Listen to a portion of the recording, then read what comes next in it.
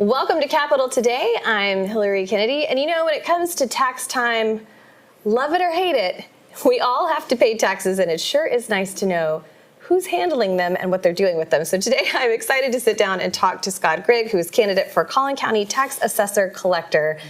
Welcome, Scott. Thanks for having me. So let's just start off with the most basic question. Okay. And a lot of us have this question. What exactly is the Tax Assessor Collector, and what does that person do? You know, it wears two different hats. The assessor part is pretty simple. You take your appraisals that the houses get, you take the tax rate, you calculate a tax bill, and you send it out. And that's about all that the assessor part of that job does. Okay. The collector's job then starts collecting all those taxes. Collect over $4 billion a year in Collin County, and we register over 1 million vehicles because it also serves as an agent for tax DMV. So all those little stickers you see on your windshield, yes, when those come due, you got to go to the tax office. Now, there are times you can go online and do that, but you know, we run into trouble that we forget that deadline. Some of us may have done that within the last year or two. Yeah, and so we got to rush to the tax office and get that done. We also do all of the titling. So for every car that's sold and purchased within Collin County, all that title work is done at our tax offices. Wow. So that is a lot. And you said $4 billion? Collects over $4 billion a year and issues over 1.7 million separate receipts. Wow.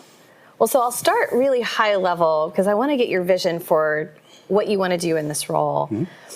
Can you kind of articulate what your vision will be as the tax assessor collector and kind of enhance the services that are provided to the residents?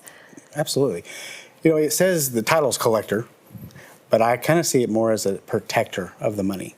Because as the money comes in, there's over 50 different entities that money has to go to. Mm-hmm.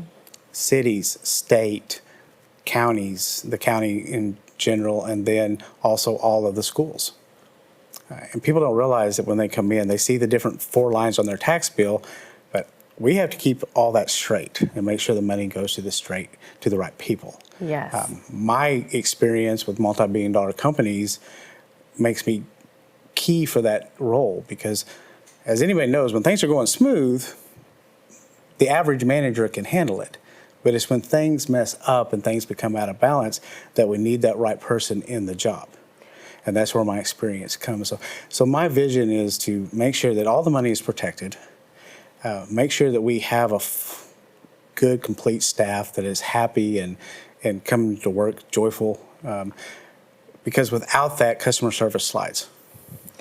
Yes. And as anybody who's had a poor customer service experience knows, you want that to be limited on how bad the experience could be. So a lot of turnover in that office over the last 3 years. So my goal is to create a work environment that not only helps me recruit good people, but retain the good people, get them trained, and in the long run, that'll just be better customer service for the That's a great thing to hear, because that was something I did want to talk to you about. I feel like, especially since the pandemic, customer service has taken a dive in almost every area mm-hmm. of life, every business, schools, I mean, you name it. And so I love hearing that you have a vision for how to tackle that from the inside. Right. That's great.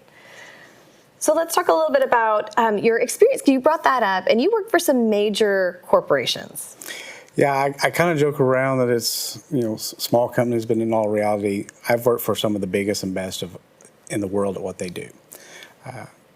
For example, I walked into a sporting event with a best friend one day, and he goes, "Look at your resume." And I'm like, "What are you talking about?"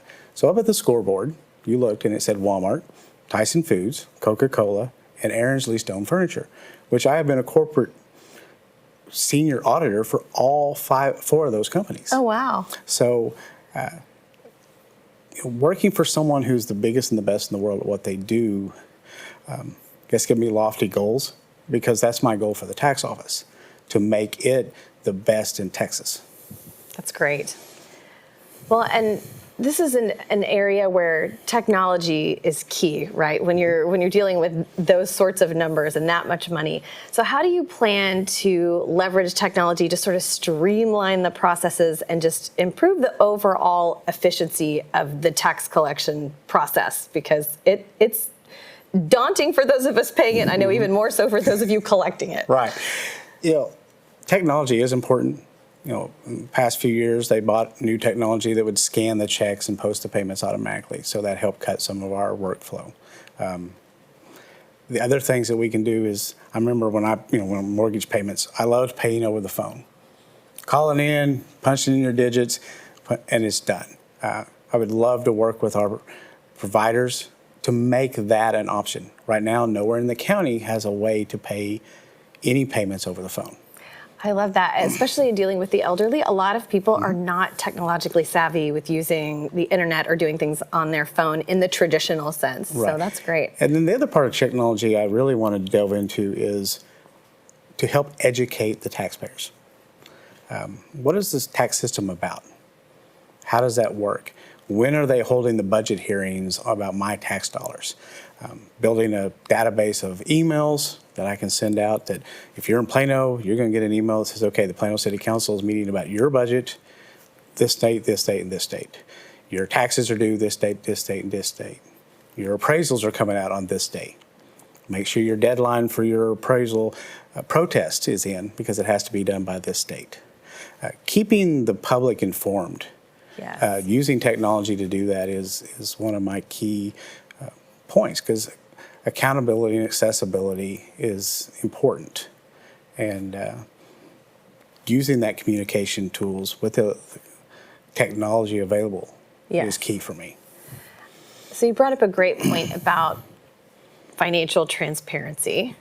And a lot of times we don't know where our money is going and what it's being used for. We think we know, but we're never quite sure. So how can you kind of help people understand where their dollars are being used, how they're being used, and if they do have an issue with it or they want to find out more? I have helped teach a seminar for the last 5 years, and we talk about how the property tax system works. And then we also talk about how to protest appraisals when you think your appraisal is way too high. They say it's worth $1 million, and you're like, my house ain't worth $1 million. Right. So that is just one thing that I've done over the last 5 years, and I will continue to do. But we have over 75,000 people that protest their appraisals in Collin County, and probably about 10 people show up to protest the budget. And there's two parts of our tax bill, what our appraisal is and what our tax rate is. Could you imagine what the cities and the schools would start doing about being careful about what they spend and their budgets if 7,000 people, even 10% of that, start showing up at their meetings for their budget and saying, hey, what are you doing with my money? And as far as transparency, from the tax office, I will report, hey, we collected X number of dollars for this ISD in this city, and this is what we sent them this month. So you can see where the money comes from us to the entities. Right. That's a great plan. So I want to know a little bit about you personally. I know about you professionally. Yeah. So tell me about, just living in Collin County. We'll start there. Do you have a favorite local spot, a restaurant, a place you like to hang out, you and your family like to go? Yeah, my wife and I love to go out to eat. So any good Mexican food place you're probably going to find us at some point or another. Little festivals around the county. The county is so vast. Salina in one corner, Wiley in the other corner. And for a long time, when we were dating, we lived in those opposite corners. So you want to learn how big Collin County is? You can date somebody in another corner of the county or run a countywide race, and I've done both. So festivals like Blues on Ballard in Wiley. That's one of our favorites to go to. Oh, fun. The holiday parades for McKinney. That's always, 10,000 people show up for that. And it's just fun to see that many people, especially the kids and stuff, with all the Christmas and holiday spirit out there.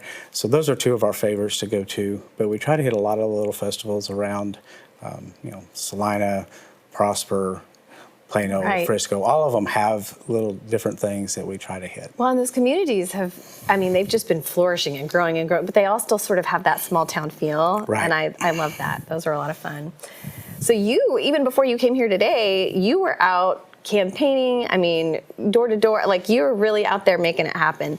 Do you have any sort of interesting stories or anything funny that's happened to you while you've been on the campaign trail so far? I think the two that stand out to me the most is I was knocking on the door in McKinney just last weekend.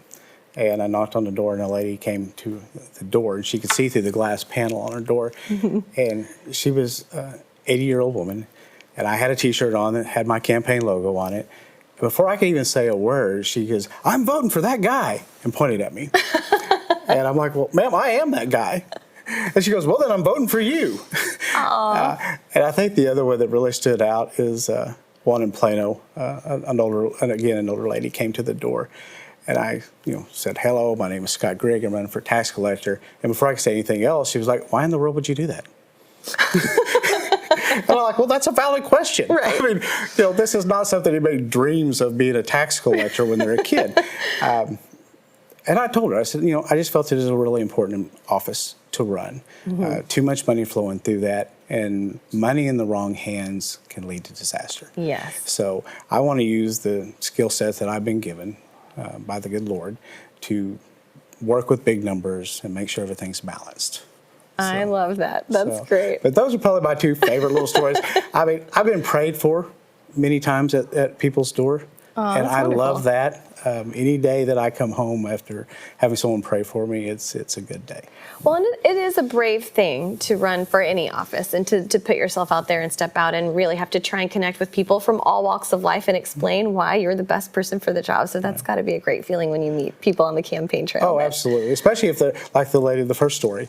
She already knew she was voting for me, and I had never knocked on her door. So knowing people that have recognized me and know my name and have heard my literature or heard what I stand for. That's really fun. That's really fun. So just some insight into you and what you enjoy. Is there a book you're reading or a show you're watching or a podcast you listen to, something that people would find interesting? I don't get to sit down and watch much TV. Yeah. It's kind of it's a busy time for you right now. It's a busy time, especially until March 5th anyway. Right. Busy. I do try to do my Bible reading daily. Also in a book by Max Lucado. He's a minister out of San Antonio that writes a lot of books on how to grow and be closer to God. And my relationship with the Lord is my driving force in everything I do. So I try not to skip that time. Even if I have to punch it in on the Bible app and have it read it to me in an earbud as I'm working, that's what I try to do. Oh, that's great. Well, I've really enjoyed getting to hear why you're running for the office of tax assessor collector in Collin County. And now that we all know exactly what that is, if people want to know more about you, if they want to be involved, if they want to just support what you're doing, where can they find more information? You can always go to my website, electscottgrigg.com. I also have a Facebook page, Scott Grigg for Collin County Tax Collector. And you can always reach out. I have always wanted to be accessible to the voters. So when I first decided to run, I published my cell phone number. Oh, wow, that is a bold move. And there have been times I've been on the phone till 11:30 at night because of that. In all fairness, they called, they texted me and said, "Hey, can we call you for a quick question?" And the quick question led into an hour. Right. But, call my number. It's on my website. It's on all my literature. If I'm not in front of somebody else talking to them, I will answer the phone. If not, leave me a message, text me, and I'll get back with you as soon as I can. Wow. Well, that speaks volumes about how much you care about connecting with people. So that's fantastic.